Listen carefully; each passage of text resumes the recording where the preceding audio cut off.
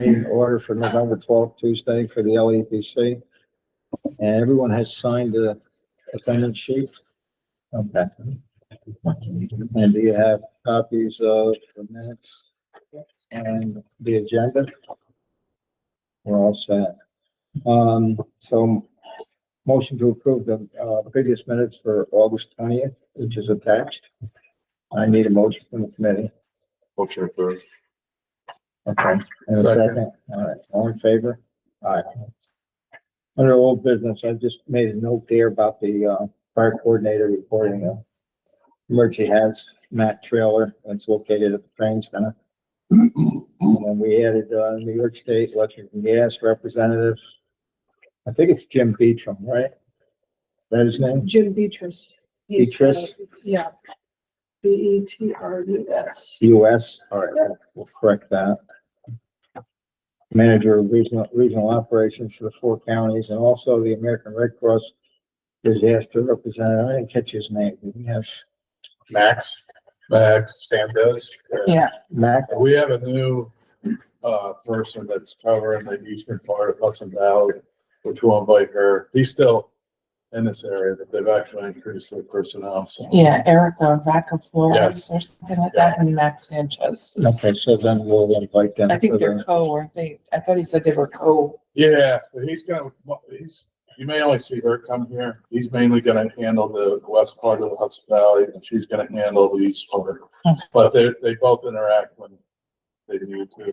Okay, so we'll make sure we send them an invite the next meeting.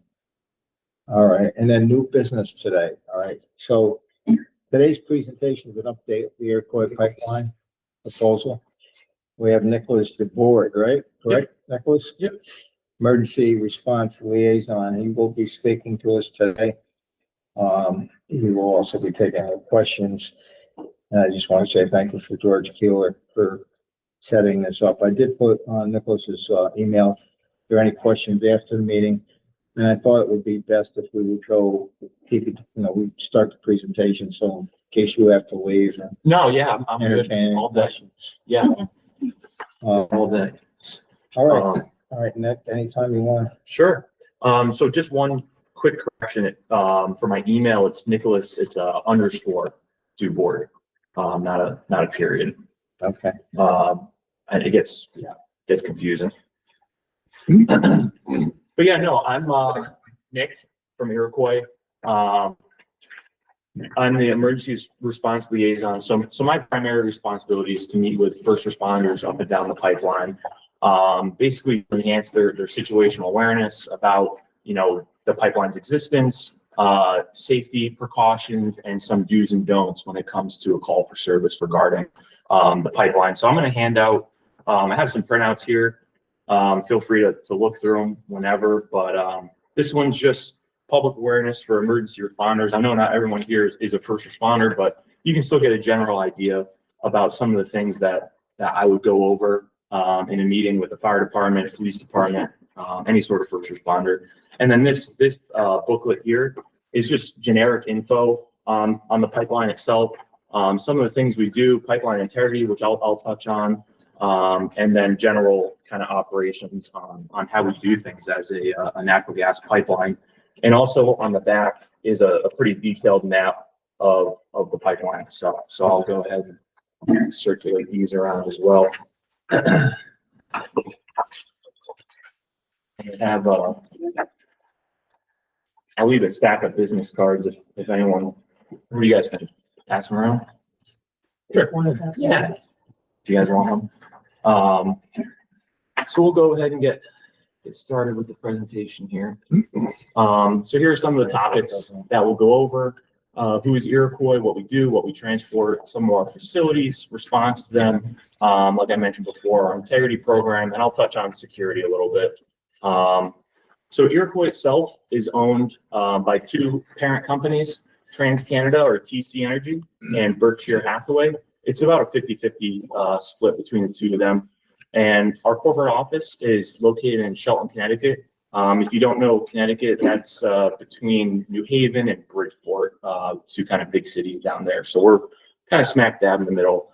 We have about 90 employees with one dedicated field tech assigned to Long Island to handle our assets down there. Our gas control, which is also located in Shelton, Connecticut, is manned 24/7.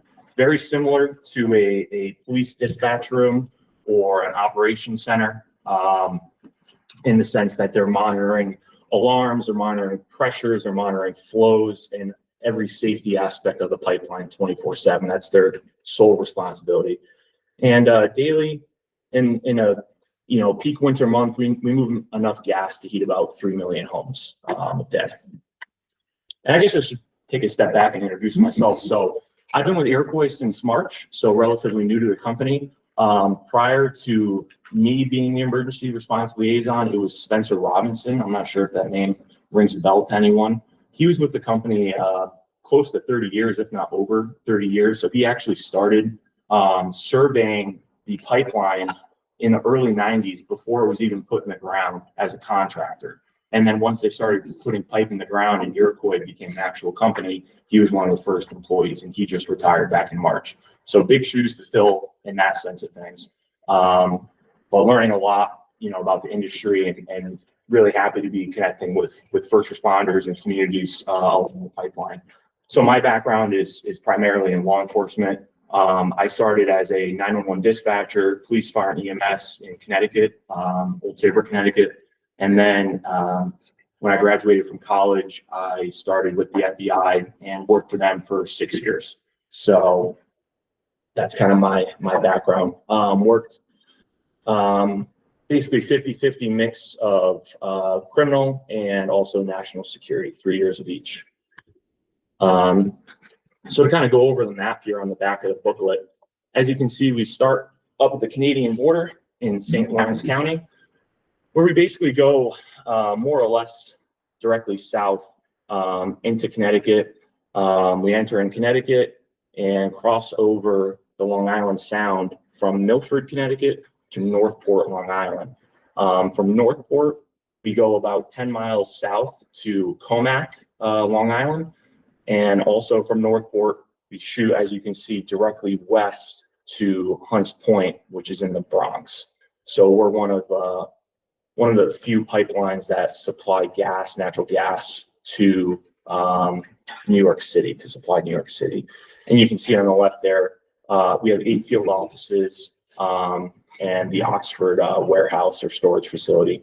And one kind of fun fact about the company itself is we actually don't own the gas that's in the pipeline. We're similar to like UPS or FedEx, where we're just responsible for transporting the gas from A to B. We don't own the gas that's in the pipe. So we're just the transporter of it. So we operate 414 miles of 24, it's primarily 24 and 30-inch pipe. We have one small loop in Connecticut that's 36 inches, but it's only about 1.5 miles long. We have a maximum allowable operating pressure, MAOP, of 1,440 PSI. And basically kind of clear up the bullet points underneath that. From the Canadian border, so I'll go back to the map here so it's a little bit easier. You can see my maps here. So from Canadian border to, you can see on your map on the back of the booklet, there's this line, zone 1, zone 2. That's our right compressor station. So from the Canadian border to the right compressor station, that's all 30-inch outside diameter pipe. From the right compressor station all the way south, so through Columbia County, through Connecticut, under the Sound, and into New York, into New York City, I should say. That's all 24-inch outside diameter pipe. Another thing to note about right, that's where we inject the mercaptan or the odorant that you smell when and if there's a natural gas leak. So from the Canadian border to the right compressor station, all of that gas is unodorized because that's what we're receiving from the Canadian side of the border. It's all unodorized gas. So, Wow. yeah. So we odorize it in right, where it then gets essentially double checked down in Milford before it goes into New York City and Long Island, where we can, it's like a checks and balances where we can inject more if needed or just kind of keep it as it is. Does Canada not odorize their gas? They do, but it depends on, there's a a scale based on population on when you have to odorize and when you don't. And we do it for our customers. So like Con Ed, Grid, they can't odorize the gas down south where it's higher population because they don't want to bring tractor trailer pulls of mercaptan into the city. God forbid there's ever a leak or that trailer rolls over, you know, because then that would essentially overwhelm the whole 911 system with calls for gas. So that's why we odorize it at right. So But don't you have a city gate up in Canada, up in St. Lawrence where you're taking the gas? yeah, we get it right from Canada. Yeah, so they give us unodorized gas up there. I'm kind of surprised you're able to do that, but Yeah, no, and I get it, but there's other ways that you can detect the gas. is that normal though? Very normal. Is it a population thing again, like you said? Yeah, It's so it's- open up there. yeah, it's so rural that, you know, we primarily go through like farmland up there. So it's HCAs are called high consequence areas, is where they kind of determine where it needs to be odorized and how much odorant is needed. So for New York City, it's actually double the standard for the rest of the area that we serve. So that's why we have that checks and balances in Milford, Connecticut, to make sure we're giving them enough mercaptan in the gas. What's the name of the chemical captain? Mercaptan. Mercaptan. So like I pointed out before, we have 7 compressor stations, and I'll go over what the compressor stations kind of look like later on, but we have approximately 120,000 horsepower between all 7. At the compressor stations, essentially, it's just a big jet turbine engine that compresses the gas to help it flow more efficiently through the pipes. So by compressing it, it speeds it up, which also in turn heats it up. Anytime you compress something, it inherently will heat it up. That's why some of our compressor stations have coolers, like car radiator, a huge car radiator essentially, to cool the gas down before it gets back into the pipe so it travels more efficiently.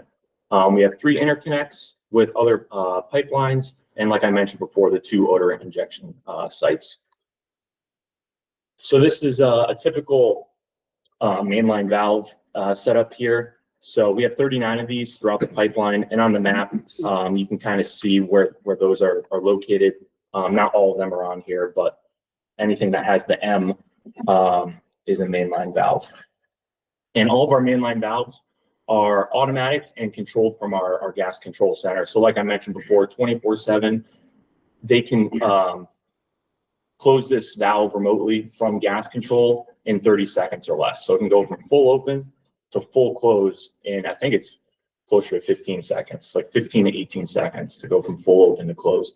And what you see exposed here, this top piece where you see the 28, that's just the number, like this is mainline valve 28. This is called a jumper here, where the gas can travel and bypass the valve if there were ever an issue with the valve.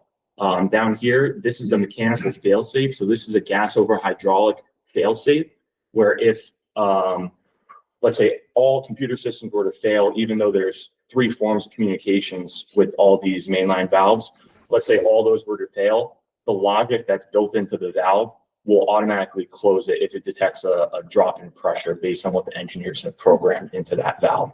So essentially there's 4 different ways that this thing could close.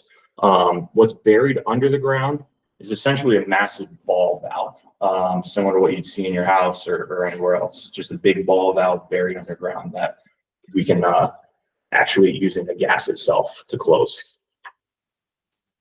One thing I like to point out, anytime I meet with first responders or anyone, is this National Pipeline Mapping System, or NPMS. So this is through, it's all open source. You just Google NPMS and type in your county and state and county and see what pipelines go through your area. So it's kind of hard to tell here, but if I use my mouse, you can see, so this is the Iroquois pipeline right here. And this is Tennessee Gas up to the northern part of the county.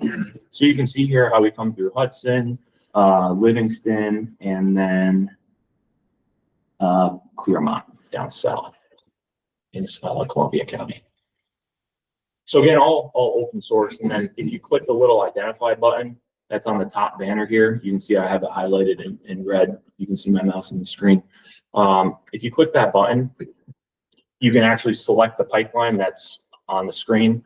And as you can see here, I selected our pipeline in the vicinity of mainline valve 19, and it tells you all the contact information and who owns the pipeline. So if there ever were a question like what's going through my backyard or in my community, you could use this website to easily kind of navigate that. In terms of Iroquois assets in Columbia County, we only have 2 mainline valves, 18 and 19. Like I said before, it's all 24-inch outside diameter pipe that runs through this part of the state. So here is picture of mainline valve 18. So this is off of Route 9 in Hudson here. Route 9 is actually directly to the east of where this valve is. So as you can see, it's middle of the farm, and that's a satellite view of this picture here of that. So that's what all the valves look like. And then we have mainline valve 19. Here's a little street view. Again, same thing, same setup. You can actually see the satellite dish. So satellite is one form of communication that we have to operate this valve from our gas control in Shelton, Connecticut. And you can see in the foreground, here's a couple of our pipeline markers, which I'll cover a little bit later on with a clearer picture. But all of our pipeline markers are white and blue, which is unique to our company colors. They're all white and blue. Other pipeline markers could be orange, they could be yellow, but ours are white and blue. So like I mentioned before, here's a typical compressor station layout. So this is just south of here in Dover. So just to kind of give you a quick rundown, the small building right here, this is just a cold storage building. So it's just, they keep like fork trucks in there, just big items, you know, just a typical garage barn.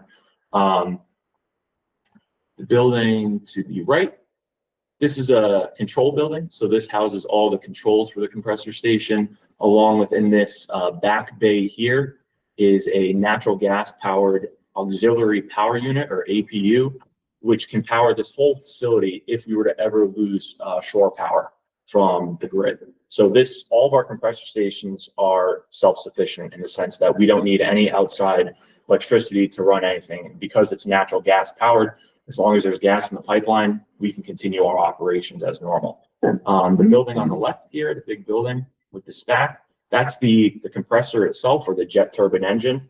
So the jet turbine engine is in what's called the package. So there's actually a building within this big red barn looking building that houses the compressor. And within that building, I'll get into more detail about this later, is a whole bunch of safeguards and safety controls to ensure that everything is running as it should. So temperature controls, fire detectors, gas detectors, any type of safety piece of equipment that you can imagine is held within not only the package, but the compressor building itself. And back here is, like I was explaining before, the radiator, if you will, that cools the gas before it goes back into the pipeline. And the heaters in the main building as well? You have a heater to keep, so it doesn't freeze up, right? Yeah, yep. Yep.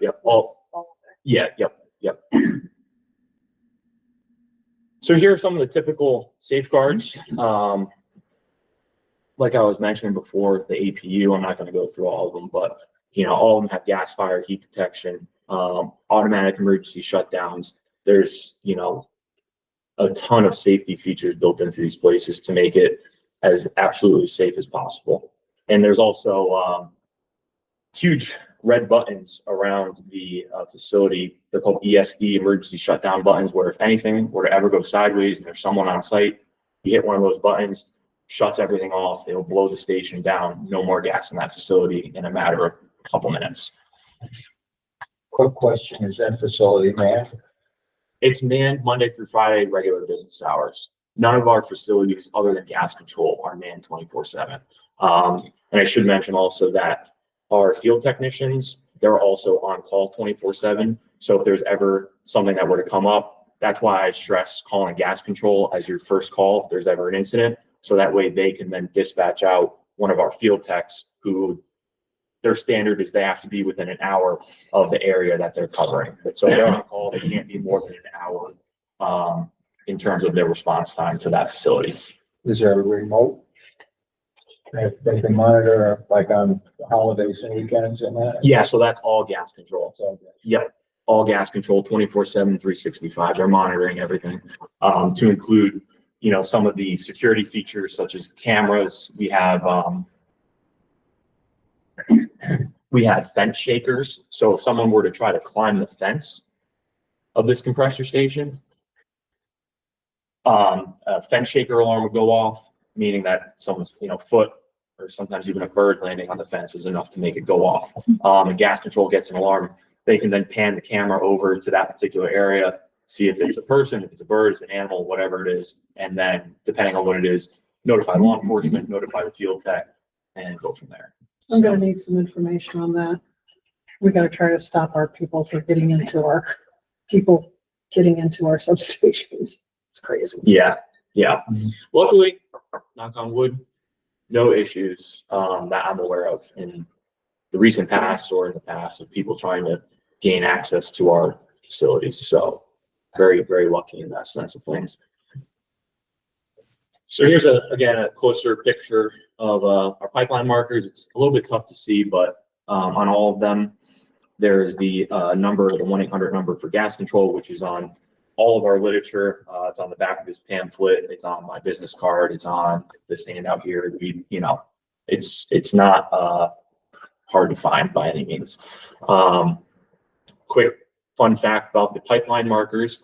So these are spaced. So that way, let's say you're standing at a pipeline marker here, you should be able to see from this pipeline marker, the upstream and downstream markers before and after it. So if you're standing at one, theoretically, as long as there's not a ton of growth of the right of way with all the vegetation that comes up throughout the summer, you should be able to see the upstream and the downstream from where you're at. So there's no, you know, it's not exact over the pipeline, but it's within, you know, probably 20 feet of where the pipeline is, where that marker is placed. So that way, you know, there's no doubting what you're standing over if you see one of those markers. And they're also placed at road crossings. If we go underneath a road, anything like that, on either side of the road, if you've ever seen one, just in your travels throughout the county.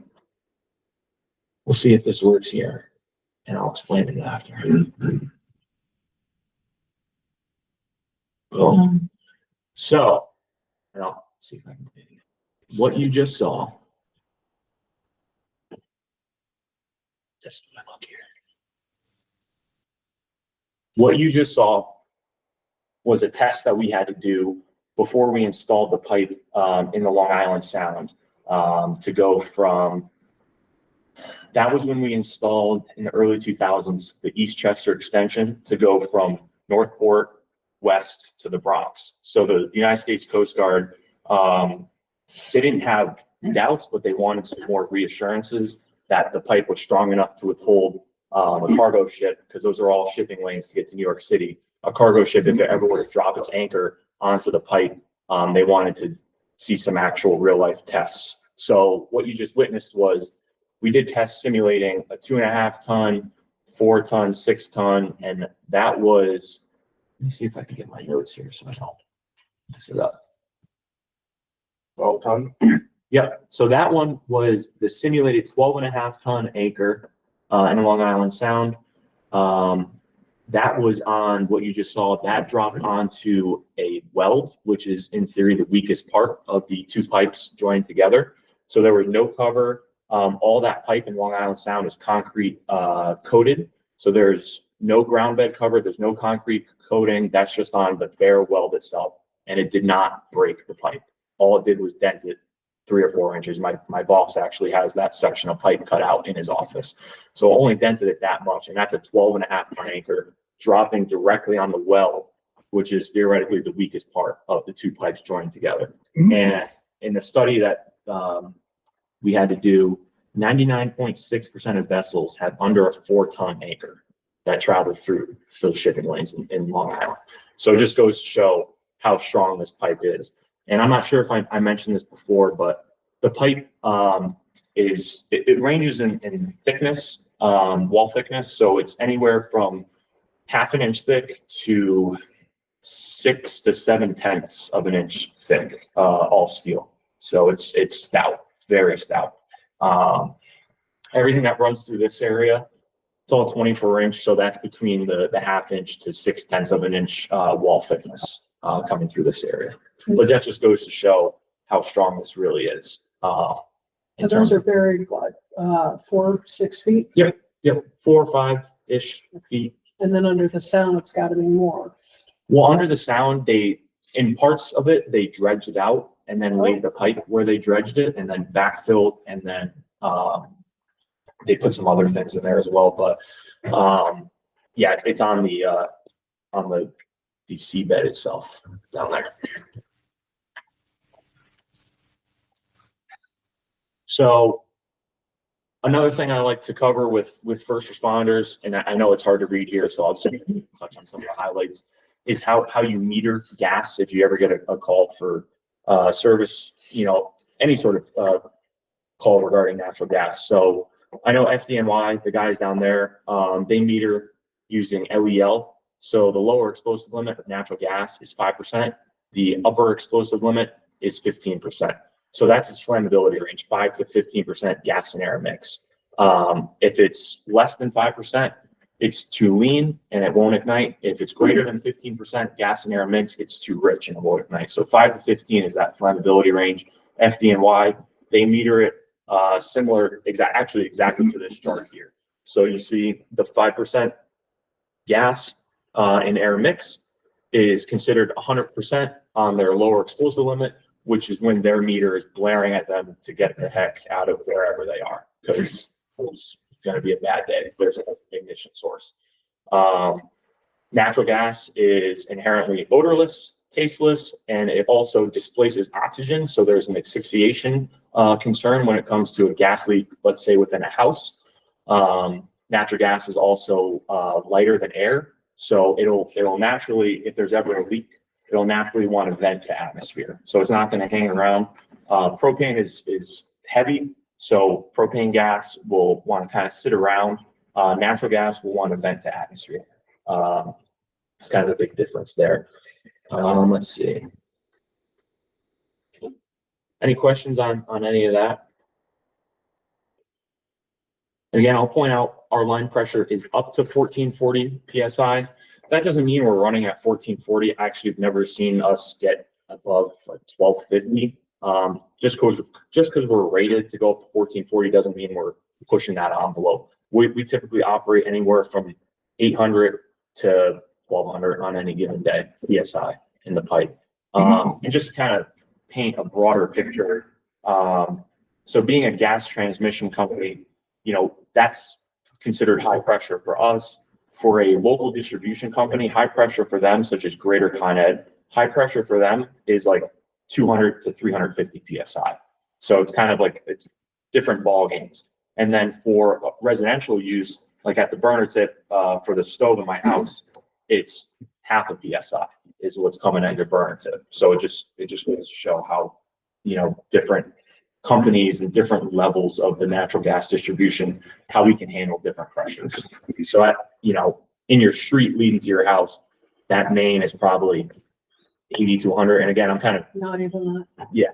Not, nice So- side we keep, well, it depends on where it's at, but we normally have down the residential streets, you're looking at a low pressure is less than 7 pounds. Medium pressure is anywhere from 7.1 pounds up to it's like 60, 70 Yeah. pounds or something like that. And then above that is high pressure. And again, those are more of our long transmission lines that we have. Yeah. Which are really considered just small distribution, small Right. distribution lines. So So there's just different ranges depending on, what level of the gas distribution we're talking about here. So some of the leak recognition that you can use other than smelling the mercaptan is you can, use your visual cues and audio cues with vapor cloud, loud hissing or a roaring noise, dirt blowing, dead vegetation. So let's say there was a small leak somewhere, that area surrounding where the leak is, all that vegetation would be dead. Mud or water bubbling out due to the air, because natural gas, again, lighter than air, so it wants to vent to atmosphere. And peculiar odors, that's just the mercaptan. Rotten eggs, that sort of smell, bad milk. It gets your attention. It only takes a little bit of that stuff to really make it a bad smell. So what to do, first action, if there's ever a call for service regarding the Iroquois pipeline. Like I said before, number one, always call our gas control so they can get the ball rolling on our side of things to get someone out there to diagnose the issue. Eliminating ignition sources, such as turning off equipment. One of the recommendations I learned in the Northeast Gas Association trainings, if you have your radio on, for example, leave it on, but don't turn it off, because that could spark something enough to ignite the gas that's in the area. Evacuate upwind, triaging any injuries. Number one thing, do not operate any valves. So chances are, if there's a call for service regarding the pipeline and you notify gas control, they're already doing stuff in gas control to manipulate valves to make it as safe as possible for first responders and our guys that are showing up to the field tech. So setting up a command post is also a priority. Controlling access and traffic. So if there's a main road nearby, you want to get people away from that, so that way we can get in, fix whatever the problem is, and get out. All of our field staff, I'm not sure if I touched on this earlier, all of our field staff are minimum ICS 100 certified, so they all understand the basics of command posts, where if there's one set up, they know enough to at least check in with the incident commander, get the kind of the latest and greatest, and then go to work with whatever they need to do. Controlling any secondary fires, and then working with us to, control the traffic. Any recommendations our gas control may have, or the field tech that's on scene, to make the scene as safe as possible. And one rule of thumb, I left this in here from when Spencer gave this presentation. If it's too hot, you're too close, and if it's too loud, you're too close. So if there's a gas call for service, if it's too hot, obviously you're too close to the fire. And if the roaring sound is too loud, if we can't have a conversation like we're having right now at this tone of voice, then we're too close to where the leak is. Oh, here's the ICS 100 stuff. So we have about 26 qualified field techs.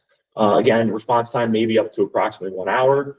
Down south in Long Island, excuse me, and in the Bronx, we have contracts with Grid and Con Ed, so they can actually manipulate our valves on behalf, with permission from us, if there's ever a call for service down there because of the response time. But we now have a field tech dedicated to Long Island. He just started about a month ago because the guy that was down there, he left and moved to California. So we just backfilled that. So we shouldn't really need them now, but God forbid if we do, we have them there. Again, gas control is 24/7, and they'll coordinate directly with the incident commander if there's ever a command post set up. And again, we have remote control of all the mainline valves. The compressor stations are all remotely operated from Shelton, Connecticut. And here again, quick picture of gas control and what it looks like. So if you've ever been in a dispatch room or op center, screens everywhere, different information flowing in from various sources on the status of the pipeline. So Carlsbad, New Mexico, this was a natural gas pipeline explosion that occurred back in 2000. So this pipeline itself, you can see where it runs here. This was the rupture site. Made a pretty good sized crater in the hole, crater in the ground, I should say. The reason this explosion occurred was due to a lack of routine maintenance and inline inspections. Basically, although there was no rupture in the pipeline, there was a essentially a leak through osmosis. So the gas was leaking through the metal due to the wall thickness deteriorating over time and not being inspected as it should be. So there was enough gas in the air where there were campers. You see vehicles in a campsite area. There was about 12 to 15 people camping out there. They speculate that someone had a camping lantern, and that was enough of an ignition source to make everything go boom. And these transmission towers here, 150-ish, 200 feet tall. And I'm not great at math, but that's a very tall column right there. So that kind of brings me into why we have such an aggressive internal inspection program. So in the industry, these are called pig runs, or ILIs, short for inline inspection. So we run these tools through our pipeline every 5 to 7 years. So every section of this 414-mile pipeline gets inspected by one of these devices every 5 to 7 years. And what this device does, this is called a smart pig here. All these little sensors, my mouse will work.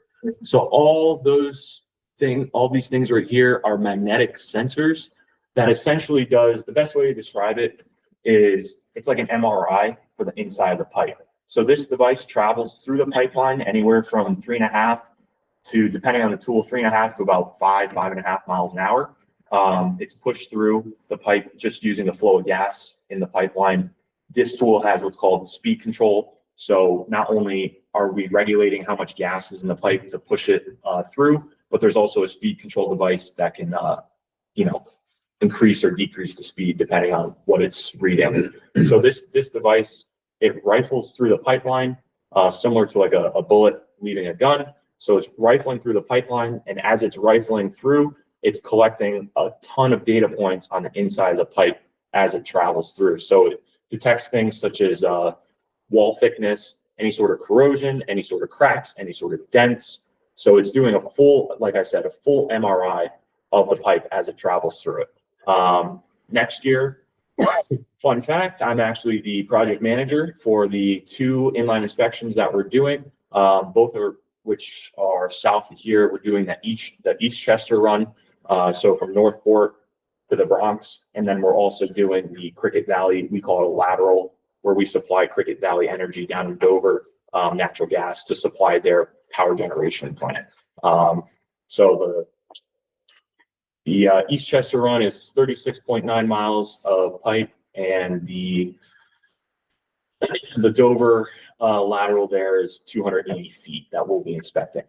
So, but everything, we kind of divided up evenly so that everything is done every 5 to 7 years. Media response, I won't harp too much on this. I'm sure everyone has their own sort of media response guidelines. But the one thing that we ask is, to work with us and talk to our folks in gas control and our corporate communications folks. We have a PIO. So if there's ever a media question, we just ask that we all coordinate so that way we can give you the most up-to-date and the most accurate information based on what we know and what we're going to be doing. That's pretty much the long and short of this slide, because we want to be as transparent as possible on estimated time of repair, what we think caused anything to go wrong, and so on and so forth. So back to the integrity program. All of our pipe is hydrostatically tested up to 150% of the operating pressure over a 24-hour duration. So, that the anchor dropping on it wasn't convincing enough, all of the pipe is hydrostatically tested to ensure its integrity to hold up. Under the Long Island Sound, it's all concrete coated. Again, automatic valves, aggressive internal inspection programs, and active engagement with the emergency responders, which is me. Iroquois is huge proponents of 811. So in Connecticut, it's called Before You Dig, and in New York, it's You Dig New York.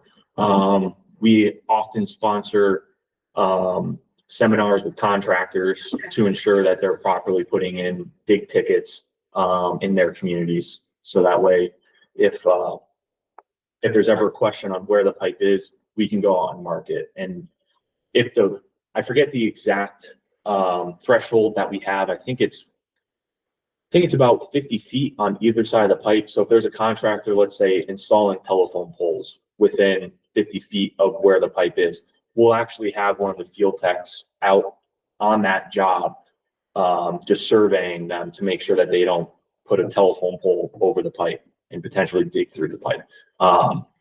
So that's just one kind of control that we have over the right of way. Some of the security measures we have. So we work pretty closely with Department of Homeland Security and TSA as well. We just had a security audit from them this spring.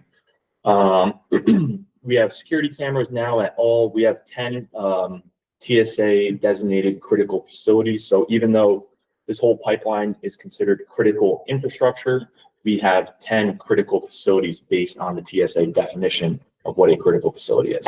So that's based again on that high consequence area and a few other factors, which I'm not privy to because I'm not on that team. So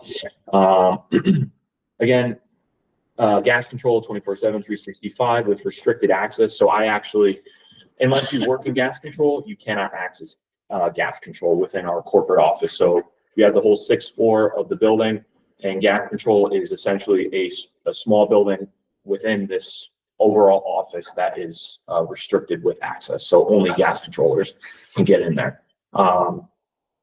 Various alarm points at facilities, like I talked about before. So, door alarms, fence shakers, all the heat, gas, smoke alarms, everything. And this pretty much wraps it up here. This is a quick snippet of our Athens compressor station, which is just north of here. But when in doubt, call gas control is the long and short of it. And I know you asked me to touch a little bit on EXC, the expansion by compression project. So EXC we're not doing anything in Columbia County. It's for Athens, Dover, and Brookfield. At those 3 compressor stations, all we're requesting to do is, I'll actually go back to the picture of Dover here. So all we're looking to do at Dover is add an additional compressor all within the fence line here. So the whole project is within the fence line of all these sites. So at Dover, they want to add another compressor. At Athens, they want to add another compressor because those only have 1 compressor currently. So they want to double it to have 2 at each. And also at Brookfield, which is in Connecticut, we currently have 2 compressors there. They want to add another 2 there. Brookfield is an important site for us because that's a lot of, when you think of how the gas flows through the pipe, the best way I can describe it is kind of like 4-wheel drive in a car, where you have the front wheels are pulling you while the back wheels are pushing you. So same thing with how we move the gas through the pipe. We have the ability using the compressor stations to pull gas and also push gas through the pipe, depending on what compressors are running at what time. And that's, again, the job of the gas controllers to manipulate the compressor stations as efficiently as possible to move the gas through the pipe. So Brookfield is important because that's where we pull a lot of gas from upstate New York and then push it through to get down to Long Island and supply our customers down there. So in Brookfield, they're requesting to put in 2 additional compressors and I believe additional cooling. Again, more of these radiators. And also in Milford, Connecticut, they just want to add more coolers. So the whole EXC project is all within the fence line. There's no new pipe going in the ground, nothing like that. It's just adding compressors to increase the efficiency of moving the gas through the pipeline. Currently, it's still in the permitting phase. I'm not on the project team, but if there's any particular questions that you guys might have, I'd be happy to relay them or do my best to answer them, but nothing here in Columbia County regarding the expansion, EXC project. So, Are there any questions? For Nick? Okay, so maybe we'll have you back. For an update later. sure, On them. Yeah. If anybody has any questions, they can always email me. absolutely. Email, call, text, whatever works best for you. Let me know. Appreciate it. Yeah, thanks for having me, guys. Thank you. Thank you. Thank you very much. Okay, we'll move on real quickly. Are there any committee reports, department head reports that, anyone has to update the committee on this? Anything? We met with Nick, the fire coordinator made a, set up a meeting and we had met with Nick previously. He's very, I think he's very good for our area and, easily contacted and, I think you were gonna set up something on the fire company. Yeah, so the goal, the goal is to try to meet with all the local fire departments in the communities we go through. So for Columbia County, I'll use my cheat sheet here so I don't get confused. So for Columbia, it is the Claremont Fire Company, the Greenport Fire District, Livingston Fire Company, Columbia County Sheriff's Office, and State Police Troop K is what I have on my list. So if anyone has contacts there, I'd be happy to host a dinner. I could bring in food to the firehouse if it's easier for me to go to them for a training night, that sort of thing. Bring in some food, pretty much give the exact same presentation. Again, it's all just safety stuff, situational awareness, to help increase that, and do's and don'ts, such as, basically look but don't touch the valves. I know they're very enticing to turn, but please do not touch them because gas control has probably already done something to manipulate that. Okay, thank you very much. Thank you. All right, is there any additional business that we need to discuss? For February, the 11th. I had to move the one meeting, I believe, because there's a conflict, I believe it's the 18th of November, maybe. We were trying to do the second Tuesday, but I think there's a conflict the second. I think it's the holiday, maybe. So I had to move it to the November 18th for next year. I believe it's because I believe it's might be Yeah, it's Veterans Day. Veterans Day. Yeah. So we moved it up 1 week there just to, otherwise it's now the second Tuesday. And I think I made a mistake, John Matt, correct? Yeah, So I'm used to it, honestly. it's funny because Accepted it. I just, at I see- this point, Jack Matt doesn't work. Yeah, I anymore, see him at the restaurant. so He's retired, so, So you're gonna discuss the Kempat, yes. okay. All right, nothing else for the committee, I'll ask for an adjournment. We'll move on. I'll make a motion to adjourn. Second. All in favor? Bye. Aye, okay. Thank you very much. That was,